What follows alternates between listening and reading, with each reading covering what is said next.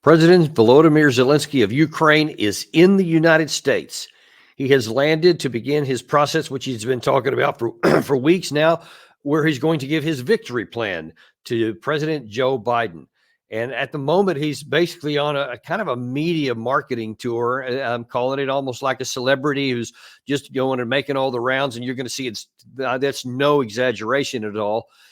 But the real question is, what's going to be the practical consequence of this? Because you can do a lot of made-for-TV shows and a lot of made-for-TV moments and look good, especially to a Western media. It's not hard to do. There's a lot of good marketing companies that can do that. And the ones that are responsible for what Zelensky's doing are doing quite well.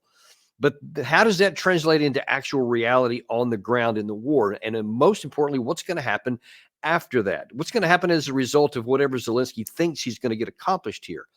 And then for President Joe Biden, has he painted himself into a real corner to where if he's worried about his legacy, and anyone who gets in the White House seems to just have this obsession with their legacy they're leaving behind, he's not doing himself any favors if he goes ahead and gives authorization to use these long-range weapons, which apparently is part of Zelensky's plan. So we're going to unpack a lot of that today. Let's go ahead and start, though, with this video that Zelensky made while on, by the way, a U.S. military transport plane that flew him here. We'll talk about that in just a second. But first of all, watch this. It's this fall that will decide what happens next in this war. Ukraine will present the victory plan in the United States, and the President of the United States will be the first to see it in full. Okay, so he loves to have these videos where he makes on his phone and sends out. I guess he thinks it's cool that the young people like it. It makes him really popular in lots of media around the world. So in that regard, it's very successful. But let's look at the fun substance of what he said. That this is going to be his plan. That he says that what happens this fall is going to be very crucial. Now, in one sense, I certainly agree with him, because as we keep showing you on many of the episodes that we do here, a detailed analysis of what's going on the ground and the update on the various parts of the front. And you see that despite what the Ukraine side did with this incursion into the Kursk area up in Russian territory in the north, which has turned to nothing, as we said that it was not going to, and now it's very slowly being strangled and cut off. The Russians are actually, we'll probably get up more detail on this tomorrow, but the Russians are actually moving and are starting to cut in at the neck of that incursion. And if they continue on with their eastward movement, could completely cut off all the Ukrainians and either cause them to have to make a rapid withdrawal, or they'll just lose them all. But that's happening there. And then, of course, in the east, as you know, all along the line from Kupiansk to the Toretsk, to the Pokrovsk area, all the way down to the Zaporizhia, all that area continues to move to the west. And the Ukraine side is doing everything they can to stop this. They just don't have the capacity to do it. So in one sense, when Zelensky says, yeah, this fall is going to be determinative, it's not quite accurate, though, from the sense that if we get this victory plan done, it'll change it, because there's nothing that's going to change it. We talk about the detail of this so frequently. I don't want to be redundant here, but there is no military path to even maintaining what they have, let alone getting the victory. So there is no victory. And Zelensky continues to change his definition of what victory even means. And we're going to get into that shortly as well. But first of all, let's look at the media portion of this. As the marketing is probably even a better term here. So Zelensky was given this big award upon landing here. And well, just watch this. We don't have much time. The next few months will be decisive. Ahead of us in this war, Russia's war against Ukraine and all of you, because this is Russia's war against freedom itself. We are short of time to define what the outcome will be, and we must define it, not Russia, not their bloody allies. We need to be faster. We need not to lose the next few months in war, so that we don't lose next decades. So yeah, that's he was given the award by David Petraeus, and that's almost the most embarrassing part of this. I mean, you may recall we've shown a video of David Petraeus just before the 2023 summer offensive in 2023, a year or so ago, tell you with a lot of confidence that the Ukraine side was going to win, that they were going to be able to go through all of these, the Russian defenses, that they were going to go to the Sea of Azov, and the defense was going to crumble and crack and collapse, was his alliterative phrases that he used there. Of course, none of that happened. And I wrote and told you at the time that it wasn't going to happen. It was ridiculous to think that it was. But that's where he was. And so now this is the guy that's giving him this award. And listen, let's look a little bit at what Zelensky's saying here, because it's just irrational. Everything that they have done, all this stuff that we've given them up to this point, you can't lose context of this. What has happened in context of the war cannot be disentangled from what he's saying right now. He's claiming right now that if Biden will only give him the things that he's going to ask for when they meet, and I understand Thursday is the day that meeting is going to take place, after Biden talks at the UN General Assembly tomorrow and Zelensky on Wednesday, then they're going to meet at the White House on Thursday. Now, he's hoping to get an approval to use long-range weapons to strike deep into Russian territory, as many in the U.S. claim will make a difference, as Zelensky claims will make a difference. It won't. It's very reasonable. It's not really hard to figure out why it won't, which I'll explain here shortly. But the point being that we've done this already. We've already gone down this path, and all in the 6 to 9 months in various categories ahead of the 2023 offensive that Petraeus hailed there in the past, didn't do anything. It didn't even dent the lines. And they've lost hundreds of thousands of people since then. According to the Wall Street Journal, upwards of 1 million people have died in this war already. And as I've talked about, even if the casualty figures were actually equivalent on both sides, and they're not, by all valid assessments, it's much, much higher on the Ukraine side than it is on the Russian side, which only stands to reason because Russia has substantially more firepower. So of course it's going to be higher on this side receiving all that firepower. But even if the numbers were similar and even, there's no way that you can win this war in an attritional war when Russia has millions more men from which to draw. Only if we stopped right there and just looked at it from that perspective, then you can see, what are you going to try and claim to anyone, Mr. Zelensky, that if you get something in the next 3 months, that somehow that's going to magically work when the 6 to 9 months of preparation, where the West really did give like hundreds of armored vehicles and modern tanks, air defense systems, air power, eventually jets themselves. And now then they're talking about giving the additional missiles on top of that. They've had the ATACMS, the HIMARS, the Challengers, the M1 tank, all of these things. And they didn't even dent the line. And no one is now already talking about another tranche of even an equal, much less an even bigger tranche. And of course, as I say all the time, it's all to me about men, not machines. And you cannot replace the men you've lost. You can never recover that.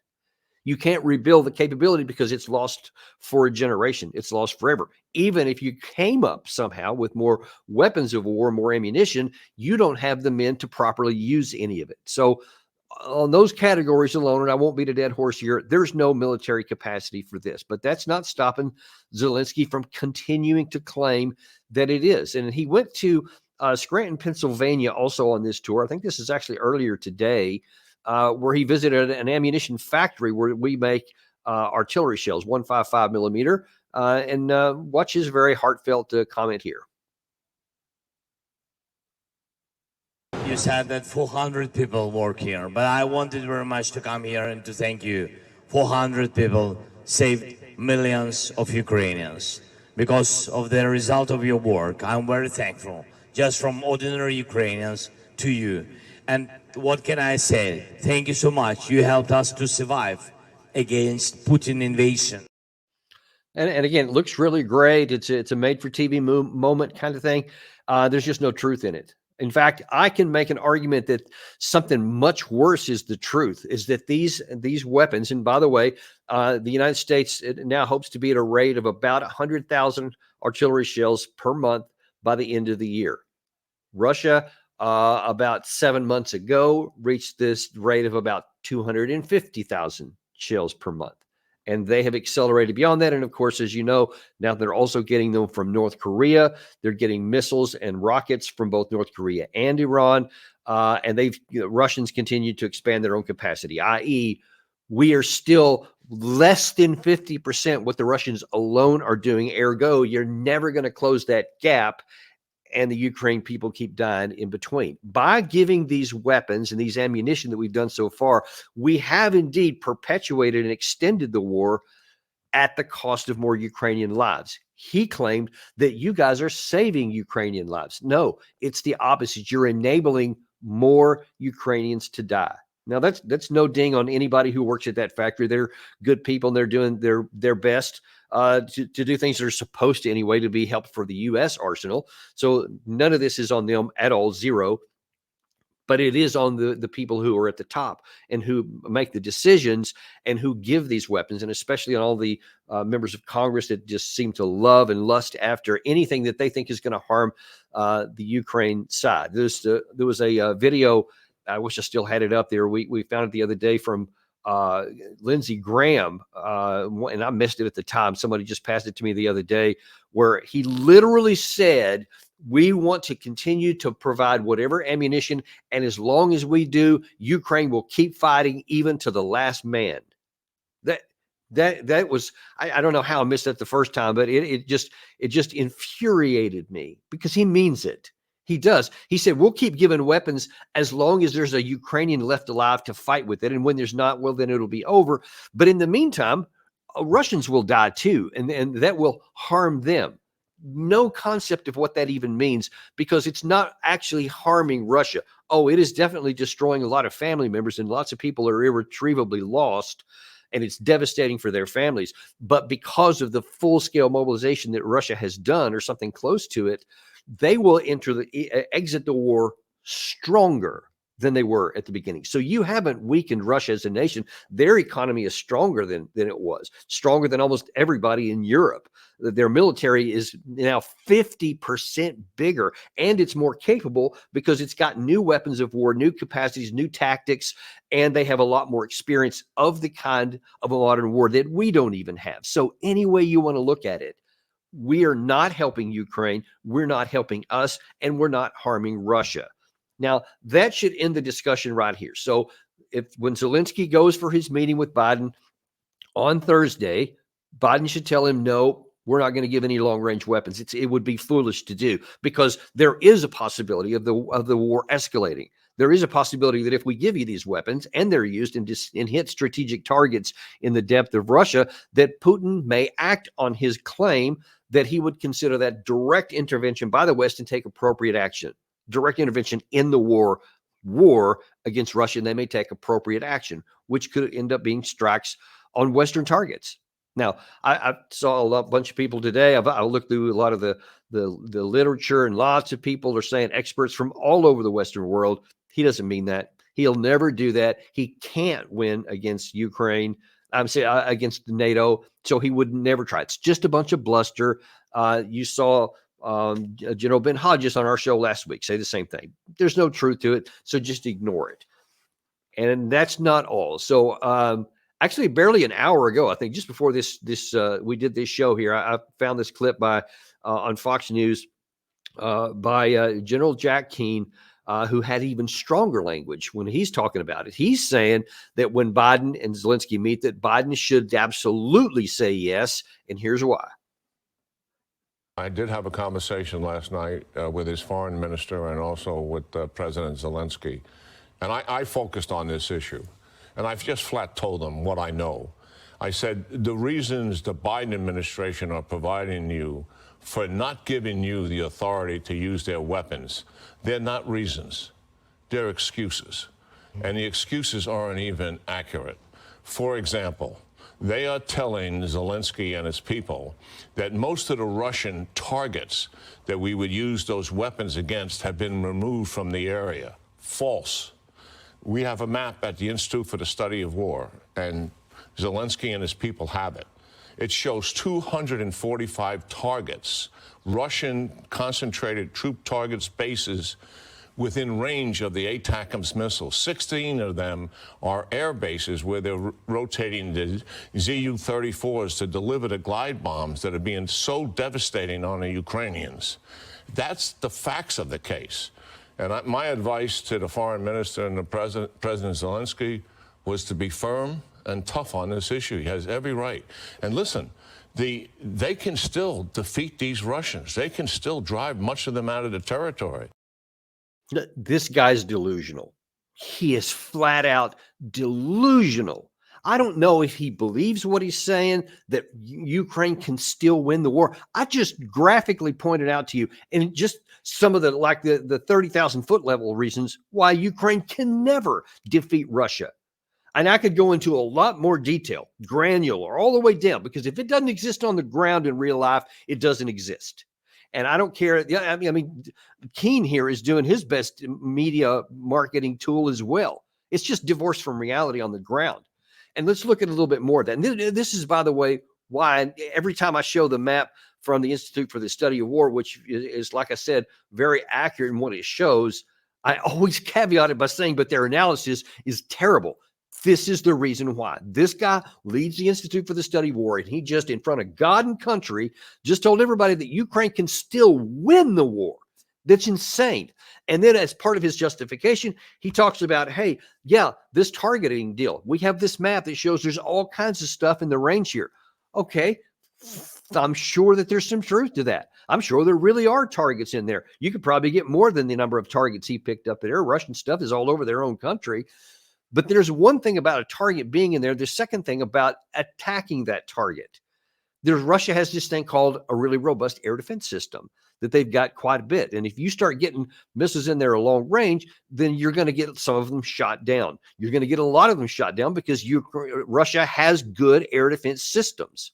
There's a reason why that there's a limited number of drones and other things that actually get through to Russia, because they have been shooting them in for quite a few months now from the Ukraine side.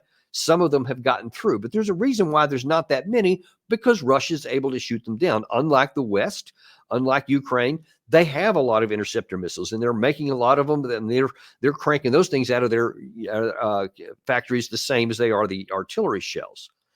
But then there's a second reason. So separately, the Russian side has moved many of its strategic targets out of the range of the ATACMS. So though there are some targets in range there that may or may not be able to be shot down, there's a bunch more outside of it, because Russia is very keen about moving some of their important, and they did this during World War II, by the way, to a lot of success against the Germans.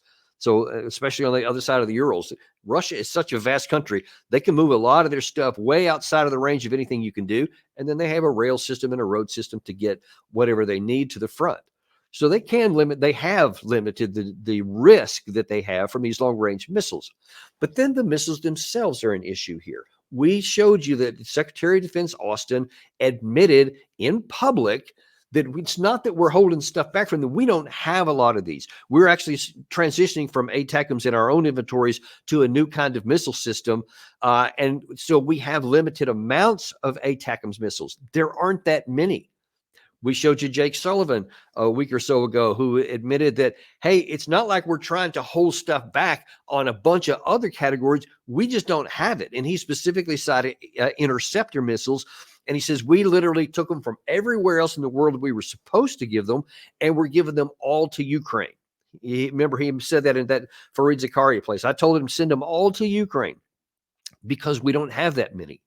Now, what makes you think, Jack Keene, that you can have a sustained long-range bombing campaign that can actually hit those targets with enough frequency that it's going to cause damage, that's going to affect the frontline fighting in a major way, that we don't even have the capacity to do ourselves?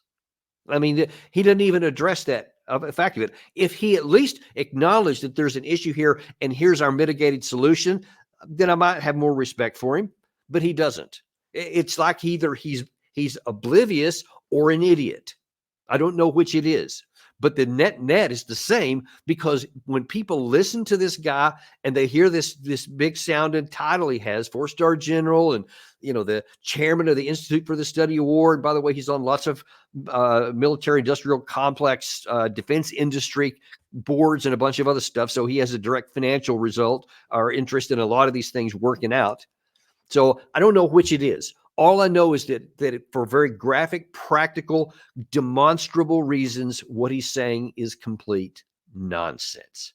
And I really hope that President Biden listens to ration. I hope he listens to Jake Sullivan in this case, because Sullivan and Austin, two of his key guys, are telling the world publicly, so we're certain that he's saying in private, we don't have the capacity to do this. And then if we went and looked on the battlefield itself, of course, we see how Russia's got the manpower to do it. Ukraine doesn't have the manpower. So again, you can't get past this. There is no capacity any way you want to count it. And yet you still have Zelensky asking for these things. He's I don't know. He may also be delusional. He may actually believe that, but if I get this stuff here, it'll make a difference. I know maybe it won't, but maybe it will. Again, I don't know, but I also don't care, because it doesn't matter what his reasons are. The facts, the unemotional facts, the facts that don't care about your nationality, whether you're a moral, a paragon of virtue, or a vicious, wicked, evil person, the ammunition doesn't care. The only thing that it cares about is here's what makes it blow up. And if you have the manpower and the equipment and the capabilities, you're going to win a war of attrition. But yet you have, the recipient of this meeting here, Joe Biden, he's also got his own concerns. He's trying to figure out his legacy. And like I said at the open of the show here, lots of people everybody who's president seems always to be worried about their legacy. And there's good sides and bad sides to that. Sometimes that can give you motivation to want to do something that's going to actually succeed. But Biden has boxed himself into a corner really from the beginning of this war, to where I don't know how he's going to extricate himself, because there is no path to a victory. And so when you keep talking like there is, time is going to take care of that. And if you're worried about a legacy, of course, which is something that's supposed to outlive you, that's not going to go well.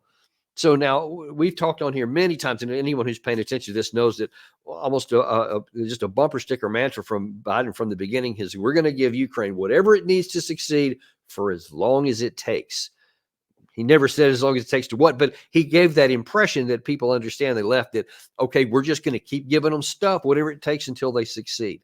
Well, he also set another standard at the beginning of the war. I think it was in March of 2022. So barely a month into the war. No, just over a month into the war. I think it was the 26th of March. He was speaking in Poland, and he made some really bold proclamations about what we're going to do and what Russia can't do. A dictator bent on rebuilding an empire will never erase a people's love for liberty. Brutality will never grind down their will to be free. Ukraine will never be a victory for Russia, for free people refused to live in a world of hopelessness and darkness. We will have a different future, a brighter future, rooted in democracy and principles, hope and light, of decency and dignity, of freedom and possibilities. For God's sake, this man cannot remain in power. Now, they tried to walk that back, but they didn't ever walk back the other part where he said that Russia cannot be allowed to win. And that did permeate and echo through the rest of the years since that war, that Russia can't win. We have to do whatever it takes to prevent them from winning. And you know that beneath the surface that Biden really does want Putin to not be in power, and that wants him to leave. Ironically, Putin has already won his additional term, and Biden is about to leave office. So guess who's going to be out of power? It's not going to be Biden. It's not going to be Trump. It's not going to be Putin. It's going to be Joe Biden. So what he said there, if you're already talking about your future and how you're viewed by history, it's already not going to go well with any kind of hope for a legacy based on that alone. So it's going to look bad, but it's going to get worse than that. And it can get a lot worse. And that's kind of what I want to talk about. Now, it appears there's some evidence that maybe Biden is at least starting to go, oh, crap, this is not going to go well, especially when it comes to giving this information on this long-range weapons. I mentioned earlier this interview between Fareed Zakaria. He was interviewing Jake Sullivan at an event in Kiev where he was talking about the interceptor missiles. There was another thing from that, which I think is very instructive here. When Ukraine has prevailed, when this war is over, you and I can sit down and go back to the very beginning and talk through all of our decisions, and we can look at what we feel we did well, what we might have done differently. It's hard for me sitting here today, focused on the present, focused on the immediate future, to give you a clear analysis of that question.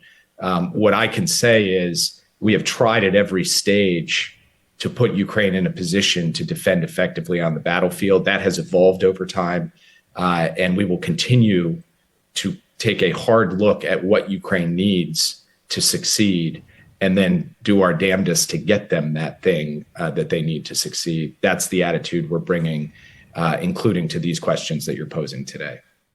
So you see him all over the map, really, on that. I mean, he started off by telling Zakaria, you know what, after Ukraine is won and we can sit at a cafe and have a cup of coffee or something like that, we can talk about that's fantasy there. But then, and again, this is the same context of the exact same interview where he has previously said that we don't have enough interceptor missiles without taking them from everywhere else in the world, even to give them what they have. And we know that what they have is not enough.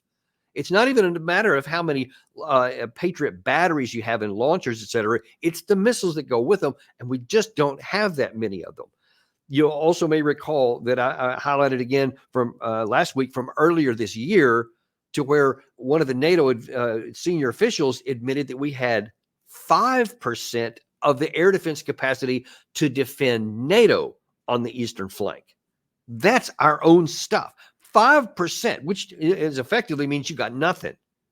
And so how do you think then that you're going to defend against Russia, who has all of these capabilities, and that somehow that there's going to be a victory later on? Now, I say it's confusing because then in the same clip there I just played, he also said, well, we've been really trying to give Ukraine all they need to defend. Okay, you can't drive Russia out if all you do is defend. You have to go on the offense. And they've tried that before. Didn't work out very well. In fact, they absolutely broke their teeth on the first of 5 lines, and they've been going backwards ever since. I mean, we're talking about more than 12 months now they've been going backwards. And now that no one's even talking about where are you going to get the manpower, the tanks, the armored personnel carriers, the ammunition down the line. No one's even talking about some of that stuff. That's why he's focusing right now on long-range missiles. That's just like the next category. Well, maybe that'll make a difference. But an objective analysis shows that it won't make any difference. And so this kind of circles us back to Zelensky. And there's a piece in the New Yorker that's out right now. Let me show you some of this stuff because it's kind of illustrative of the real problem here. There it is. So this is in the current edition of the New Yorker, and you see Zelensky has a plan for Ukraine's victory. It's interesting when you go down and look at it. To his credit, the author, basically this is a long interview, and so there's the bold parts here, what the author said, and then Zelensky's parts down here. And to his credit, he says that the author does. He said, for some time when you talked about the end of the war, you talk about a total victory for Ukraine. Ukraine would return to its 1991 borders, affirm its sovereignty in Crimea, and retake all of its territory from Russia. But in recent months, you have opened up more to the idea of negotiations. And they say, what's changed in your thinking? And then I'm not going to take the time to read it all, but all this, you see all these paragraphs here. He says nothing. He does not answer that question. He doesn't say, well, here's why I've changed and what I've changed to. He just gives a bunch of statements and facts and personal views on certain things. And like the fact that Ukraine deserves a just victory is not the issue. Just rhetoric. And then ironically, he's accusing Putin of rhetoric. But then he says, yeah, but in 2022 and 23, your words and actions signal a categorical refusal to negotiate. So, what's up with that? More nothing, more nonsense. He's not answering the question. And then finally, he sticks with it and asks him again. And then you have Zelensky saying, and so the victory plan is a plan that swiftly strengthens Ukraine. A strong Ukraine will force Putin to the negotiating table. I'm convinced of that. It's just that before I was only saying it, and now I'm putting it all on paper with specific arguments and specific steps to strengthen Ukraine during the months of October, November, and December, which you heard him mention in that clip there, and then to enable a diplomatic end to the war. So there you see it. After being pressed all the way through, the victory plan is to try to get a negotiated settlement for Ukraine. But folks, look, that's not victory.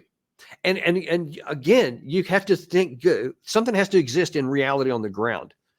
If he has this weird belief that the presence of long-range missiles is going to force Putin to back down when his entire offensive of hundreds of thousands of people in 2023 could not even dent the line.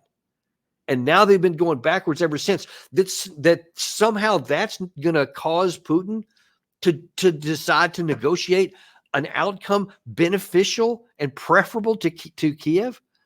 I mean, that's outlandish that anyone believes that. And it's troubling that, in this made-for-TV world that is the Western media, no one's calling that out. I mean, here it is. It's at least written down here, but no one picked up the obvious contradiction in his statements and reality on the ground and put it in the context that I just did there. That is crazy.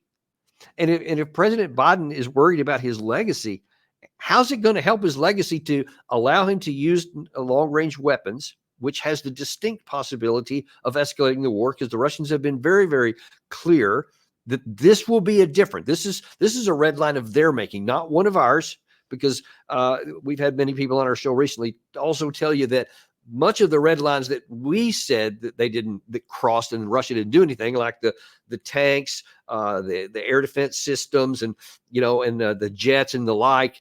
They always said it was bad and it would have consequences, but they never did say this is our red line. Now then, they're talking about this is a fundamental difference. Their words, not mine this time. That's what the Russians have said, and that they would regard that as a direct engagement of war with them and take appropriate countermeasures. The last time they used that stark of a language was in 2021, late 2021, early 2022, when they said, if you keep trying to put NATO in Ukraine, we will take specific technical military measures in response.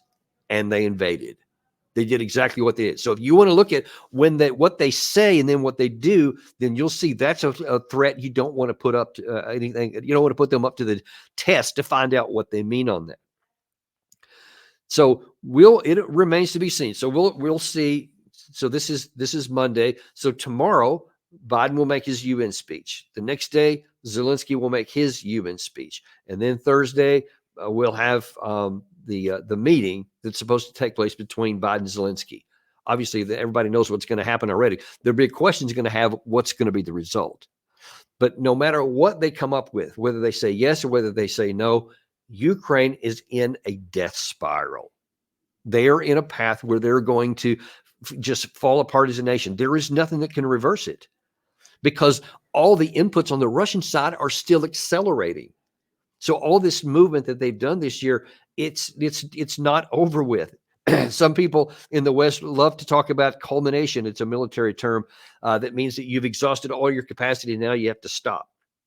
Russians had operational pauses in the past because their different operations did reach culmination. Like after they took Bakhmut, for example, they culminated with that, and it took them a number of months to start the next process where they were going to continue on here. They haven't had one of those since that time. And there's no evidence they're going to have one now because they still have somewhere around 250 to 300,000 troops that haven't even been in contact yet. So they have the capacity to maintain the speed of forward operations. As they've seen, there hasn't been any even operational pauses. And there's no reason to think one's coming now when they're continuing to expand their military capacity, add more people, 200,000 more. They're going to be up to, by the end of the year, 1.5 million on the active force alone, 2.4 total million in their armed forces. So that pressure is only going to continue to accelerate. Whereas the Ukraine side is shrinking.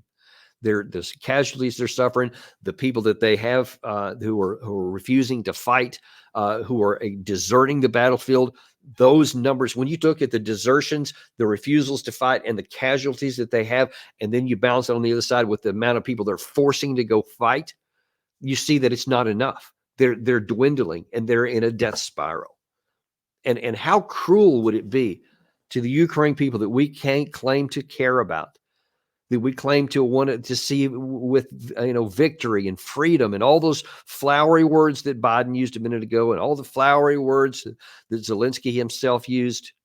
How perverse would it be if continuing to support this war means the death of thousands upon thousands of more people, and the loss of territory, and eventually even the loss of power of government for Zelensky, because that's where this is going. You have to look at it rationally and reasonably. It has to be reality. There's fine with wanting to have hope. It's fine with saying, I have a better vision. I want a better outcome. Those are useful as long as they're connected to reality. You can push the envelope, but there has to be an envelope. It has to be possible, and it's not right now. So to have this blind willingness to seek an outcome of our preference despite what the realities on the ground means we're setting the stage for our own defeat. Because I've said this before, and I'm going to continue to focus on it here as things develop. We are putting ourselves in a real bind. It's not just about Biden having a bad legacy for himself or sitting in trouble. I don't even care about that. That's a personal issue with him. I care a lot about what this is going to do to the United States and our national security, because we're approaching a point, at some point, it's inevitable that we're going to have to face a decision between, do we escalate the war? Do we get involved in it? Not just with long-range weapons, but maybe other things, maybe even troops to forestall a Russian military victory? Or do we say, okay, everything, all this flowery stuff we've said for maybe by that time or around 3 years utterly failed, and let's just close it off and accept the defeat and start rebuilding to make sure that, this doesn't go any further and prevent any further war? That's the rational thing to do. That's what we ought to do. But we haven't done the rational thing very often. We had a chance to prevent this war from ever happening in the first place, and we failed to do it. We had a chance to get it offloaded in Istanbul in 2022. We failed to do that as well. So we've had a chance to either avoid the war or to shut it down and limit the damage earlier, and we didn't do any of them. Now I'm worried that we're going to make a bad choice the next time too. That remains to be seen. So at least I can have some hope that maybe, even if it's just out of self-interest, when it comes to that decision-making point, our leaders will do the right thing, whoever it may be, whether it's still in the Biden time, whether it's in a President Harris or President Trump second term, that remains to be seen as well. My hope is that we do the right thing when we get the right chance. Thank you very much for tuning in today. Really appreciate it. Always do. We're going to have Larry the Shirt Johnson back on tomorrow at noon. As events continue to unfold in the Middle East or here in Russia, we're going to be on top of those too. So always be watching for new stuff here. We've also got Doug McGregor coming on later this week. John Mearsheimer. This is going to be a power-packed week. Lots of great stuff happening. And of course, as these UN General Assembly speeches have anything that comes new, and that we'll be bringing it to you. Thank you very much for signing up. Be sure and like and subscribe and be a member, by the way, because you get special perks that way, more than just these great shows that we put together for you. But it's I recommend you becoming a member. The Daniel Davis Deep Dive Army. We have special stuff for you. We're going to have a deep dive huddle later this week, as a matter of fact. You don't want to miss that. Now's the time to sign up. Thank you very much, and we'll see you tomorrow on Daniel Davis Deep Dive.